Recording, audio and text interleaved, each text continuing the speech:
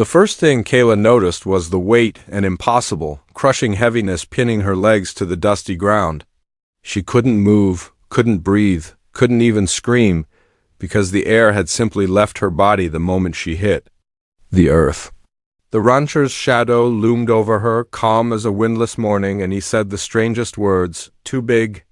"Just sit tight." He spoke like this was normal, like she wasn't stuck beneath something massive, alive, and breathing hot bursts of air against her skin. And that was when Kayla felt it, a rumbling, a growl, something that did not belong. On this quiet cattle ranch, she had only come here to escape, to leave behind the heartbreak that had cracked her life in two. But suddenly her problems felt like tiny pebbles compared to the mountain of fear settling on her chest. Her summer trip was supposed to be a reset. After losing her father unexpectedly, Kayla needed to go somewhere far from the house that still smelled like him. Her aunt had convinced her that ranch life in Texas would be good for her, that working with animals, spending time outdoors, and learning something new might help her breathe again. On the third day, she finally agreed to ride out with Luke, the rancher who helped run the place. Luke didn't talk much, but he carried a warm kindness in his eyes and a humor so deadpan, she almost missed it. He taught her to saddle a horse, how to move with the animal instead of against it.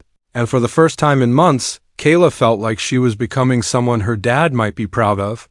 Then the storm burst out of nowhere, fat raindrops, sudden thunder, and a wild flash of lightning that sent her horse bolting.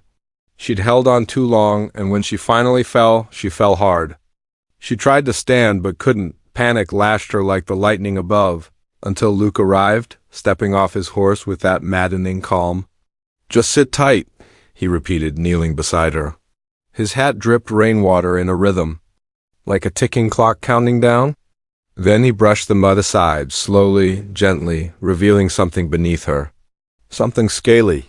Kayla froze. Her mind raced to every nature documentary she'd ever watched. Snakes, reptiles, venom, death. "Is that—" She couldn't force the rest out. Luke laid a steadying hand on her shoulder. "It's a gator," he confirmed. "Big fella, too." The words hit her like another bolt of lightning. A trapped wild animal beneath her, and she was the barrier between him and freedom.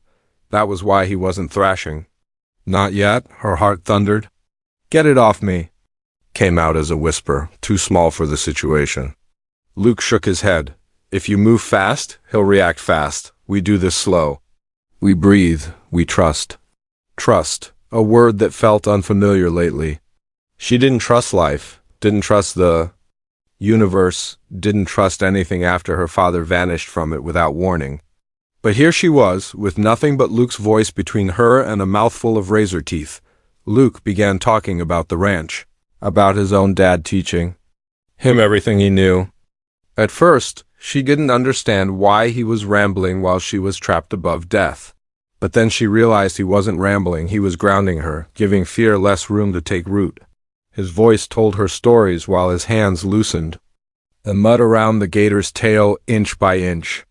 Kayla focused on his words, the steadiness of his breathing, the softness hidden under his rough exterior.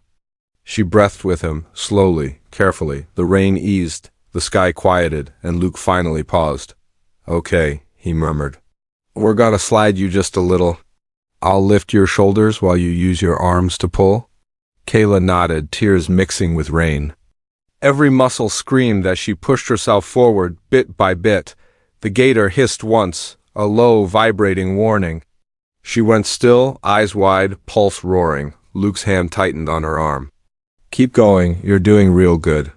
She didn't feel strong. She felt terrified, but she didn't quit. And after one final shove, she cleared the creature completely, collapsing in the wet grass. The gator thrashed free, splashing mud, then vanished back toward the riverbank as though none of this ever happened.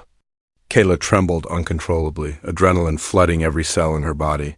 Luke helped her sit up, patting her back awkwardly like one might comfort a skittish colt. "You okay?" he asked. "No," she laughed through tears. "But I will be." And somehow she meant it. He hoisted her gently onto his horse, double riding the long way back because her legs still shook. She leaned into his steady frame, letting the rhythm of the horse calm her. The fear lingered, but something else stirred beneath it pride. She'd faced something huge today, something real and deadly.